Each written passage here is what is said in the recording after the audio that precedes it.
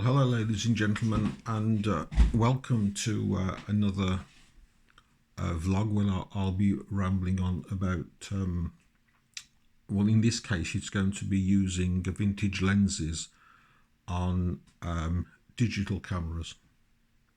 And I hope you find this of interest. I haven't done a vlog for quite some time, and what I would like to do is to welcome a couple of new subscribers. I think it's either 2 or 3.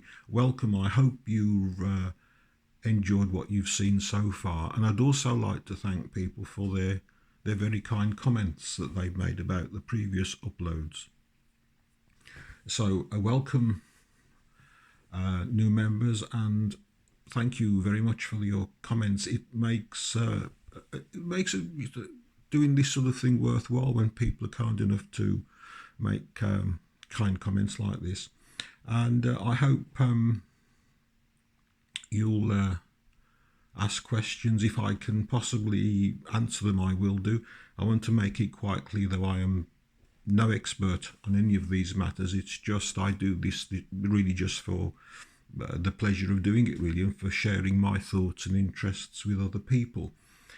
So this one is a little bit different. It's using older lenses, older vintage cameras on digital vintage lenses on digital camera bodies. I think there are 2 types of people that do this. There are people like me who collect vintage cameras and to a lesser extent just lenses as well, and they want to see what these how these lenses perform on a digital body. And there's also people who do it because they've realized that you can get some very, very good quality lenses for a relatively small outlay. So I think there are 2 distinct users on this one. I fall in the collector bracket, and because of the very nature of one of my interest is in collecting cameras. Obviously, most of them come with a vintage lens as well, and it is quite fascinating to look at the results from these lenses. They're different. I mean, that's all I can really say. There are plenty of uploads on YouTube from people who've already do this, so I doubt very much whether I will be telling you anything new. But nevertheless, I thought I'd share my interests on this one. I've never really invested very much money in digital photography. I fully understand the fact that it's a lot more convenient, it's a lot quicker, but I've never really wanted to spend a lot of money on digital cameras. Basically, I suppose, because it's a bit like buying a new car. You know, you buy a new car and you drive it out of the showroom and you just kiss goodbye to a considerable amount of money. And I think it's a little bit like that. It's probably not a very logical way of looking at things, but it's just the way I look at things. So I'll just introduce you very quickly to the 2 cameras that I have used. This one is the Lumix.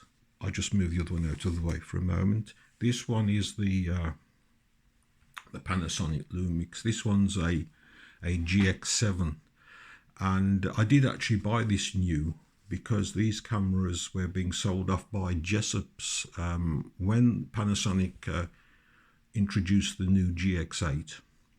Jessops were selling these off at a very, very reasonable price, and I think I paid with the zoom lens. This is a 1442 lens. With this lens and a new memory card, I think it came to about £350 brand new, and it's a really nice camera. It's metal bodied. It's got a nice feel to it. It's got a nice quality feel to it, and so that was the this was the camera that I was using along with my vintage lenses for quite some time. I must admit that I tend to shoot mainly JPEGs. I've only started shooting RAW recently when I managed to come across some free software that the magazine Amateur Photographer we're offering via a special link, which so I took advantage of this, and so I have experimented with taking RAW, and you know, for the sort of photography I do, I found JPEGs are fine. I'm just a general photographer, and I don't like spending a lot of time sitting in front of computers messing about with this, that and the other. And to be honest with you, I've never really got my head totally round a lot of the software for doing different layers and things like that, and I'd rather be, I suppose, messing about with cameras rather than sitting in front of computers. But I've always found JPEGs to be more than ample for the sort of general photography I do. I do actually use different forms of software for altering contrast and brightness and things like that, but that's about as far as it's gone. You know, substituting people's hats or dresses is not something for something else, or a different hat or something or whatever. It's not really something that I wanted to do, or removing bits of street furniture from photographs and so on. It's not really my scene. I just like taking photographs in general. And I mean, digital photography, of course, it's much quicker, it's much more convenient, but that's not really altogether the point of doing photography. It's supposed to be a pastime and interest, and doesn't have to be something that's got to be instant. But that's really a different subject. Now, there are one or two things that you do need to do. I'm not going to go into the specifics of this, but with any digital camera, if you're going to attach old lenses to it, first of all, you've got to tell the camera that you want to use it in what's known as it's easy to understand why this happens, because digital cameras, the lenses that come with the cameras, as we all know, they have contacts on the back, and the lens can send data to the body. And if you stick an old lens via an adapter onto your digital camera, you have to go into the programs on the camera, go into the settings rather, and you have to you'll come across something called a shooting without a lens, which of course you are using a lens, but it's effectively telling the camera, the electronics in the camera body, that it's no good looking for a lens, because as far as the body's concerned, there are no contacts, so the body can't find the lens. And once you've done that, go into that shooting without lens and activating it, then you should be absolutely fine for attaching whatever lens you want to attach to your digital camera, providing there is an adapter. And there are adapters for a vast majority of lenses. In fact, every lens I've got, you know, I've easily found adapters. I don't buy expensive adapters, I buy cheap ones off eBay, which I found to be quite well made, and they do the job. So anyway, that's the first thing we need to do. And the second thing is, the camera will probably then ask you what focal length of lens you're using. And as far as I know, the only reason it wants to know this is so that it can implant the correct EXIF data on the digital image. If you don't do that, I don't think it makes any, or if you forget to do it or ignore it, I don't think it makes any difference to the actual image. I may be wrong there, but I think the main reason for this is so the data is still correct on the digital information that comes with the digital image. Now, there's another thing that we have to remember as well when we're using digital cameras, is that there are basically three sensor sizes. There's full frame, which is exactly the same size as a 35mm negative frame would be. There are APS-C sensors, which are smaller, and then there's micro four thirds sensors, which are smaller still.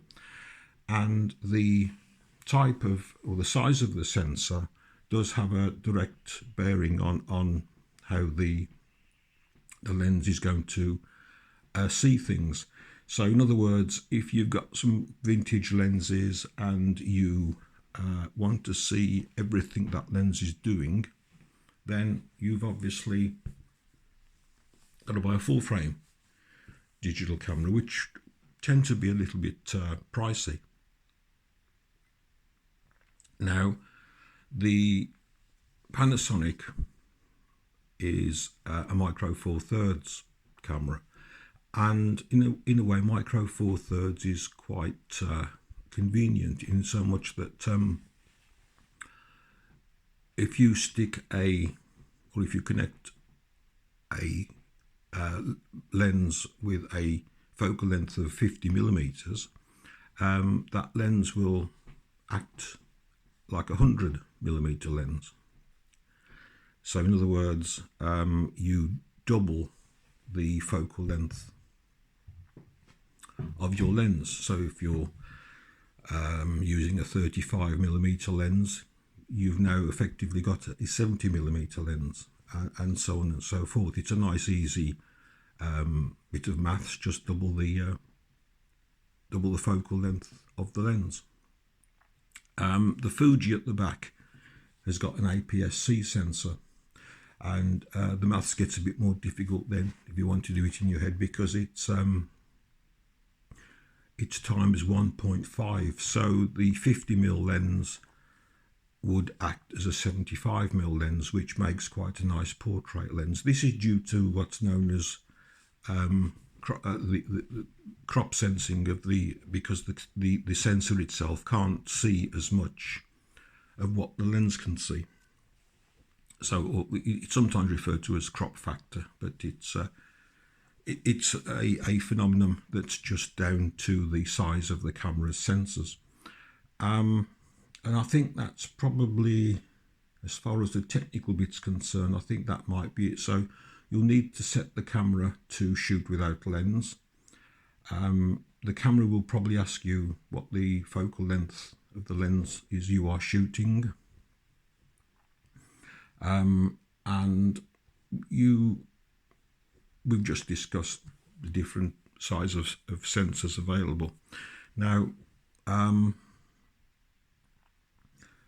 there's a lot of different reasons why people use old lenses. One is to actually save money, and another one is just the fascination of trying these lenses out.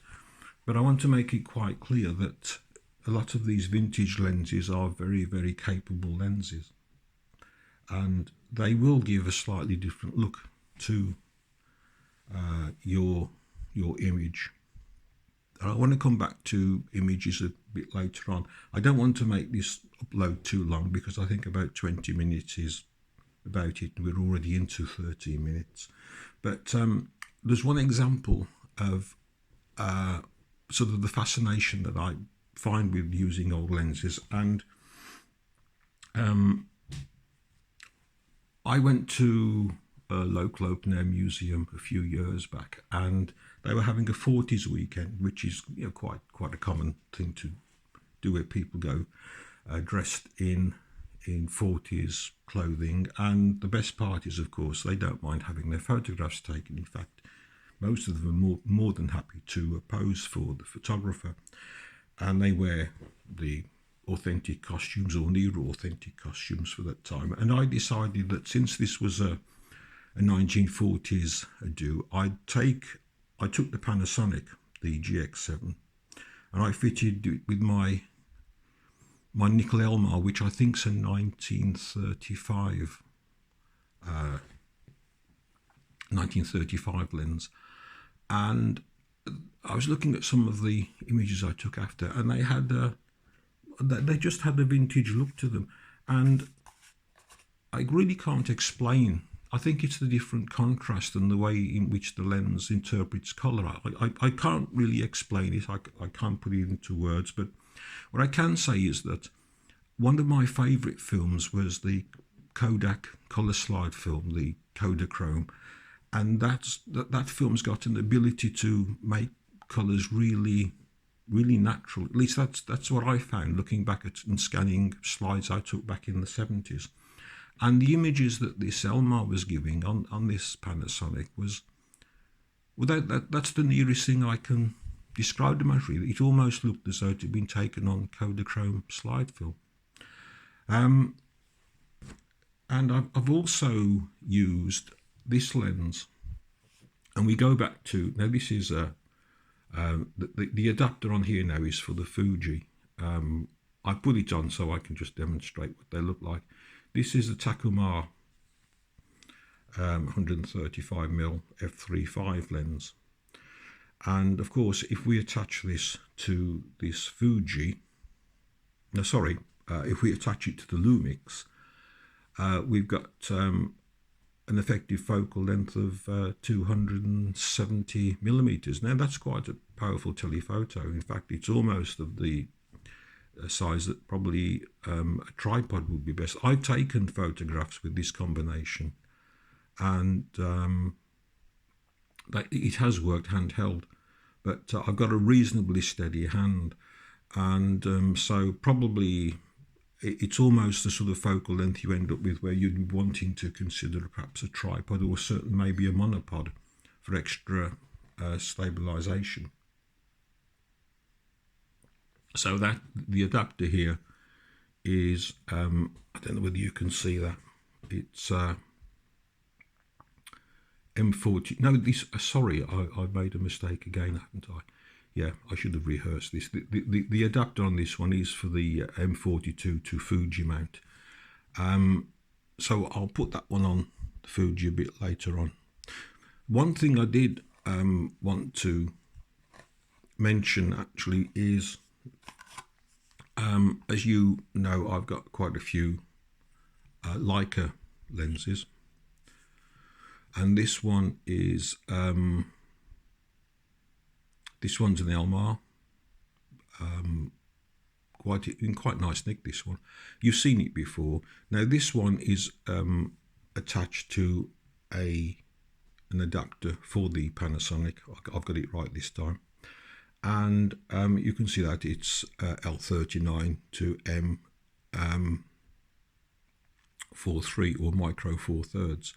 There is one thing you have to be aware of though, because the Leica lenses have, the older ones have this infinity lock here, and this little bit here is spring loaded, so you can lock the lens into infinity, because it as I'd move that, it goes into, and you press that, it goes into this little slot. So it will, like anybody who's got one of these will know it's when you actually lock the lens into infinity. But the problem is though, if you mount the lens onto the adapter with the lock in place, then because there's not enough clearance here, you can't press this down enough to release it from the lock position. So what I have to do is I don't put it into the infinity lock, I just put it just slightly before, and that way it's free to move. Otherwise, if you put it in the mount it when the lens is in the infinity lock, there's no way you can press the spring loaded button down, because the base here is in contact with the adapter. Hope that makes sense. But by doing it like that, by having it just before the infinity lock, you're free then to focus like so. So the adapter here has got the Leica, this is for a Leica screw thread camera, and of course on the other side is the mount for the Panasonic. So I just put that down for a moment and release the lens of the Panasonic and match the two there's the one dot on the adapter, there's the other dot on the lens mount. So simply like that, and there you go, there's a digital camera wearing a pre-war lights lens. Looks quite interesting, and of course you must also remember whatever camera you're using to put it into manual focus like that. And when you do that, it will fire up things like focus peaking in the camera, or some cameras will give you additional magnification so that you can it's a focus assist, because the digital viewfinders on these cameras aren't quite the same as using an optical viewfinder on a digital SLR. I don't think well, on the Panasonic it's quite good actually, but on the older Fuji, the electronic viewfinder, I personally I think it's probably not as easy, but the Panasonic has really quite good focus peaking, and I've normally nailed the focus manually on that. So it is important though to put the setting into manual, like so. I'm going to put it back into automatic now though, because I'm not using, when I've taken this lens off I should put the original lens back on. So that's the Lumix with the lights lens. Probably quite appropriate really, because Lumix are made by Panasonic, and Panasonic lenses, a lot of them have been designed in conjunction with the Leica company. Like Sony use Zeiss, and Panasonic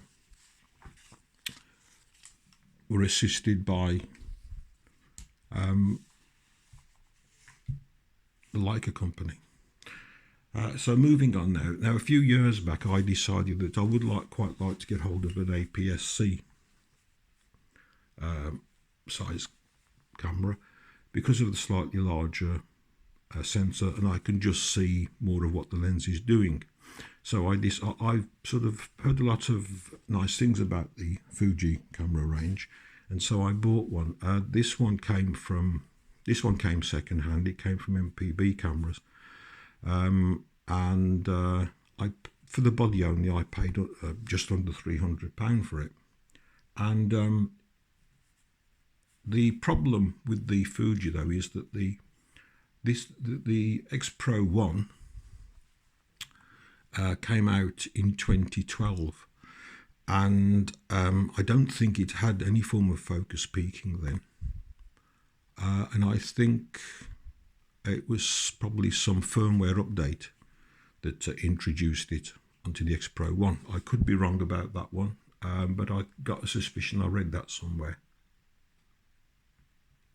And I bought this body purely for using vintage lenses on it. That was my original intention. But the focus peaking on the X Pro 1, it does leave something to be desired. It's white, and I don't think that's a particularly good colour.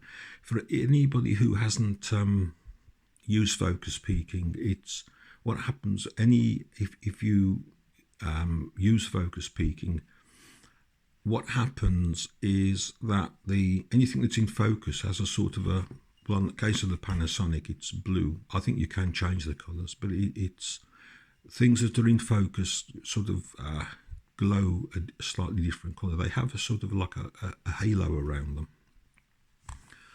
And if it's a colour, you can clearly see it. But on this X Pro 1, then the colour's white, and it doesn't. I find it doesn't actually show up that well. Maybe it's my ancient eyesight, I don't know. But I was a bit disappointed in that. But I like the camera. As you probably may know, the X Pro 1 uses rather a clever system where you've got a choice of either using an electronic viewfinder or a hybrid viewfinder. And if you're using vintage lenses, then you can't use the viewfinder. It's not a coupled viewfinder, it's just literally a viewfinder that has the data in it. But if you're using it with a automatic focusing lens like this, it's quite useful to use, because I would imagine it does save battery. But you can easily switch over here to the EVF, and of course if you're shooting manually, with the manual focusing lens I should say, then you have no choice. You have to use the electronic viewfinder. And but I found the white focus peaking to be a bit disappointing. So in the end, I thought, well, I'll buy a Fuji lens for it, and this is the rather excellent. This is a mild zoom lens, and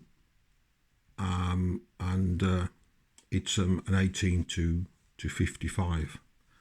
It's a nice lens, but it's a modern lens, and we're not talking about modern lenses. So what I'm going to do is we'll remove this lens,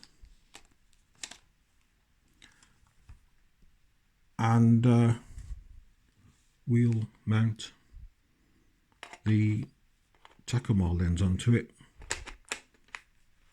like so, via again an adapter, and that's quite a nice combination. So I just thought I'd do that so you can see what they look like. The lens is quite heavy, and particularly I'm a bit concerned about straining the particularly on the Panasonic, because the camera then becomes front heavy. These lenses on the Panasonic, it's a case of attaching the if you like, it's a case of attaching the camera body to the lens rather than the lens to the camera. And when it's on the Panasonic, I do this with the Fuji as well, I tend to hold the like that rather than having the weight of the body and the adapter onto the camera body, just in case it puts a bit of a load on the mount. It probably doesn't, it's probably just me being overcautious, but I think it's probably pays to hold it like that. And certainly the same thing happens with the Panasonic. The Panasonic's a lighter body than this Fuji. The Fuji body is quite a weighty thing anyway. And I use the Fuji in fully manual mode anyway. That's what I like. That's another thing I like about the Fuji. You can use this just like a film camera. There's your shutter controls, speed on the top, and the meter inside is clear to see. And that's why I like using this one in manual mode. And that's another thing as well. With the digital cameras, what do you do? Now I have actually used the Panasonic with the vintage lenses on the front. I've used it actually in intelligent auto, which a lot of people will frown at, quite rightly probably, but it does actually work. But the point is that with digital cameras, because you can instantly see the photograph that you've taken, you can think, oh yeah, that is overexposed, I'll alter it slightly, and you can experiment. But the way to do it really is probably to shoot in either fully manual, which I don't do on the Panasonic, or aperture priority. But even doing that, it can be a little bit hit and miss occasionally. So it's always worth checking out the image anyway. What I like about the Fuji though is that the meter, or the exposure indicator, to say, you know, to balance your aperture against shutter speed, it's quite large, and it runs down the side of the left-hand side of the viewfinder, whereas on the Panasonic it's at the bottom, and it's not so easy to see. So that's why I tend to use the Panasonic in aperture priority. And really, I think that's probably it. We're into nearly half an hour now. So, you know, thank you all for your time. Sorry it's been a bit, maybe a bit too quick, and I hope the info I've got is correct. I don't think there's anything else I was going to say. And what I will do though is my original plan was to discuss these two cameras and also to show a lot more lenses, and it's really going to probably be, the best part of an hour if I do that. And I think I've come to the conclusion that I think a maximum of half an hour is more than adequate for this sort of thing, which we've now just passed. Anything you have to say? If you've got any comments that you'd like to make about this, then please make them. I hope the information I've given is correct. I've been reading this from notes and also bits of information from magazines like Amateur Photographer. And really, it's a case of experimenting. If you want to try a vintage lens or two, then I would just with one adapter, then I'd probably say to you, well, get yourself an M42 adapter to whatever body you're using, because that will give you an opportunity to get hold of all sorts of lenses. The superb Takumars from Asahi Optical for a start off.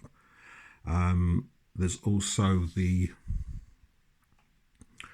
range of lenses that were used by the East German Praktika companies. So you've got a choice of things like the East German Carl Zeiss lenses.